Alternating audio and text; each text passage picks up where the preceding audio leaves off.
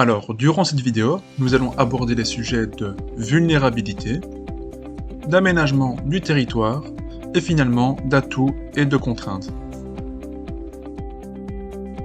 En géographie, lorsque nous parlons de vulnérabilité, nous parlons de la fragilité de la population et de l'infrastructure d'un territoire face à un risque.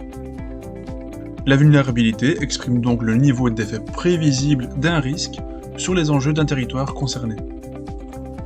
Alors pour bien comprendre, imaginons qu'il n'y ait aucun habitant, aucune construction et donc aucune activité humaine aux Pays-Bas. La montée des eaux aux Pays-Bas serait qualifiée d'aléa pour ce territoire. Il ne serait donc aucunement question de vulnérabilité pour ce cas-là. Mais comme vous le savez, les Pays-Bas sont en réalité densément peuplés. Il y a donc présence d'enjeux dus à cette présence humaine, ainsi que ses infrastructures. La montée des eaux représente alors non pas un aléa, mais un risque. Et face à ce risque, les Pays-Bas ont un certain degré de vulnérabilité.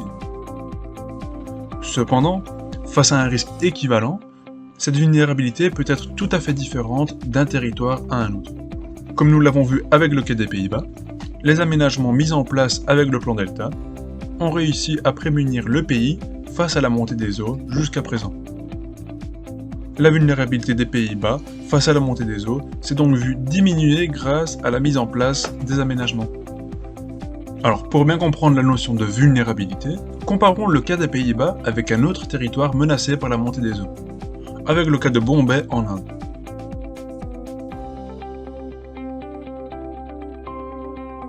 Sur cette photo, voici Arjun.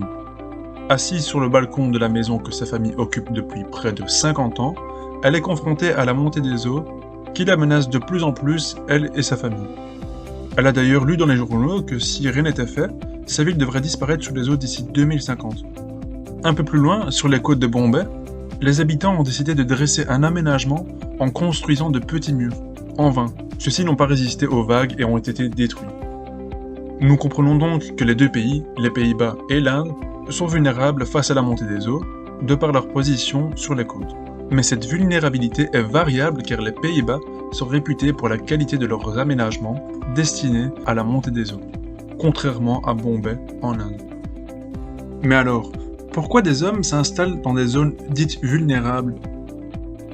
Eh bien, parce que l'homme a des besoins pour vivre, tels que manger, boire, dormir, être en sécurité, etc.